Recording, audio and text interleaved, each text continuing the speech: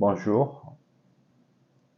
Pour l'introduction de la main-d'œuvre ou l'enregistrement de main-d'œuvre, vous allez juste cliquer sur le bouton main-d'œuvre et il y a une mise à jour.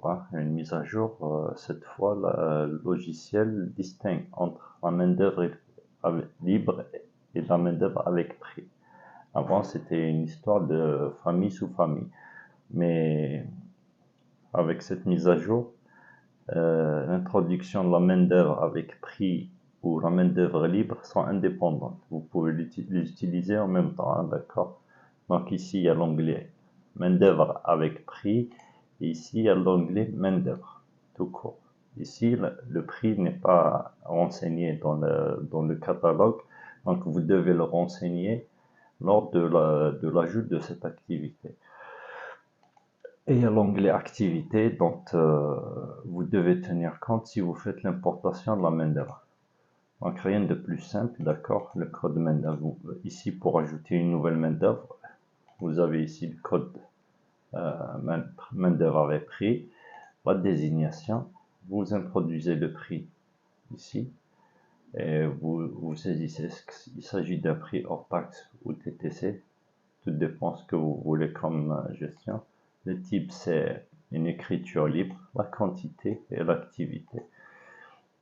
Vous cliquez simplement sur ajouter. Donc, on va le faire tout de suite. Code main-d'œuvre, il est renseigné automatiquement, mais vous pouvez le changer et mettre ce que vous voulez comme code. Par exemple, en fait, j'ai fait un remplissage n'importe comment, d'accord? Donc, ici, je vais mettre, par exemple, réparation, pompe, n'importe quoi.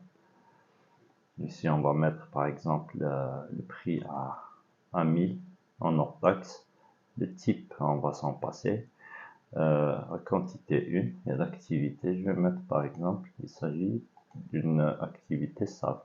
Vous pouvez rajouter des activités ici. Vous cliquez dessus, par exemple,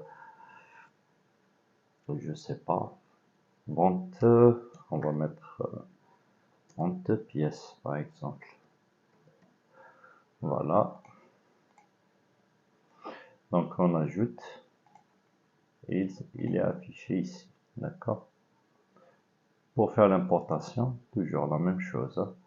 Par contre, ici vous devez renseigner le code d'activité qui est renseigné ici. D'accord? Vous devez mettre 1, 2, 3, donc 1 pour SAV, 2 pour tôlerie, ainsi de suite.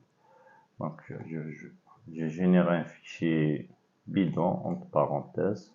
On clique dessus. Le fichier Excel doit être exactement séquencé selon les colonnes indiquées ici. Donc dans la première colonne de la première feuille, vous mettez le code main-d'œuvre, la deuxième type, de troisième désignation, quatrième quantité, ainsi de suite. Remarquez ici, les trois codes, ils existent déjà, parce que j'ai déjà introduit, d'accord? Donc 15, 16, 17, ils n'existent pas. Donc ici, on a importé, on a vu. Vous pouvez manipuler comme vous voulez avant de confirmer. Vidange 4 par exemple, on va mettre ici 1, 1, 1, 1, d'accord, et confirmer. Ici, il y a au fait un système de détection de doublons. Ici, c'est écrit, la valeur code PM doit être unique dans la base de données. Vous avez saisi 15 et la valeur à écrire, on doit la manipuler. Ici, on va mettre par exemple 18 et OK. Pareil pour le 16, on va mettre 19 et OK. Voilà, il y a eu l'introduction des main-d'œuvre avec prix.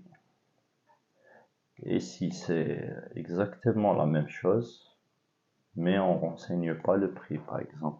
On va mettre toujours emplacement pompe. Vous pouvez utiliser qu'une seule l'activité. On va mettre par exemple ça, ajouter, toujours importation, c'est du pareil au même, toujours en respectant les colonnes indiquées ici, vous voyez. Voilà, le code d'activité c'est 2, le code main d'œuvre ça existe je crois. on confirme. Voilà, le 19 existe, je vais mettre 20 par exemple. Le 20 existe, je vais mettre 100. 1000, ça existe. Voilà, 1000, voilà, ça passe. Et c'est bon. Lors de l'insertion d'une main d'œuvre dans une vente ou un horaire, lorsque vous cliquez ici, vous voyez, vous allez trouver exactement la même chose. Bien sûr, partout il y a l'onglet recherche. Donc si vous faites vidange par exemple, il vous affiche que les vidanges. Remarquez ici qu'il y a la quantité et le prix. Si je clique sur cet article par exemple de prix, le prix est à 100, je sélectionne. Vous voyez ici que il vous renseigne le prix et la quantité. Tandis que si j'utilise cet onglet sans prix, je sélectionne, il vous renseigne ici une main d'œuvre, mais sans pour autant mettre le prix.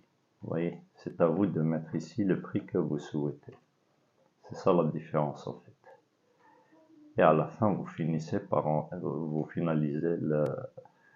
enregistrer votre main d'œuvre. Et bien sûr, ici, vous renseigne ce que vous avez renseigné comme pour ces deux lignes, la troisième et la quatrième ligne, c'est écrit 00 parce qu'au fait, c'est inclus dans le pack. On va y revenir dans une autre vidéo.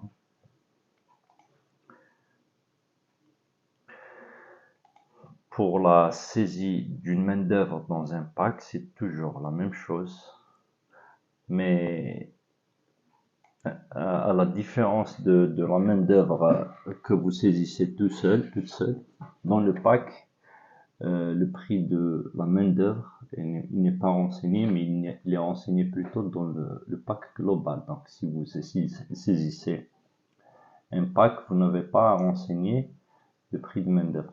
Remarquez ici qu'il y a l'union des deux tables là, d'accord, la table main d'œuvre sans renseignement de prix et la table main d'œuvre avec renseignement de prix. Vous voyez, donc je rajoute autant de main d'œuvre que je souhaite et j'enregistre. Voilà. Donc au moment où j'insère mon pack, je préfère prendre une nouvelle vente. Remarquez que lorsqu'on insère ce pack, tout est à 0 ici, parce que le prix global c'est ici. Donc on sélectionne un client bien sûr. Voilà, on enregistre et voilà. Voilà. Remarquez ici que c'est écrit en lettres. Les chiffres sont écrits en lettres. On a rajouté encore une option, une configuration si vous souhaitez cacher ça. Si vous souhaitez que les chiffres en lettres n'apparaissent pas, vous avez juste à décocher ça. Imprimer les chiffres en lettres. Pas la peine d'enregistrer, mais cet enregistrement, c'est pour l'état. Donc ici, c'est déjà enregistré. Si vous fermez, on revient sur la vente. On prend par exemple celle-là. Et lorsqu'on imprime, on ne trouve pas les chiffres en lettres. Pour la vente en espèces, en Algérie par exemple, l'espèce est accompagnement d'une taxe timbre qu'on doit payer. Si vous souhaitez changer ça, pour que le timbre soit à 0, et il ne s'affiche pas bien sûr dans la facture, vous allez aller sur la nature, plutôt, vous allez sur le mode règlement, et vous changez ça. Le timbre doit être à 0, c'est tout, uniquement ça. Donc si on revient à notre vente, on ouvre, c'est l'autre, donc je vois la deuxième. Bien sûr, c'est pas fermé, donc il faudrait relancer. D'accord, vous voyez que le terme ne s'affiche plus pour l'espèce. Et dans l'état de sortie, bien sûr, il n'y a pas de timbre qui s'affiche. Tandis que si on reprend avec les paramètres, on remet le timbre de l'espèce à 1%, 1 c'est pour 1%. Parce qu'on a coché ça, le timbre est en pourcentage, pas en montant, d'accord? Si je ferme maintenant, bien sûr, il faudrait rechanger, hein, d'accord? Vous voyez que le timbre y apparaît, voilà.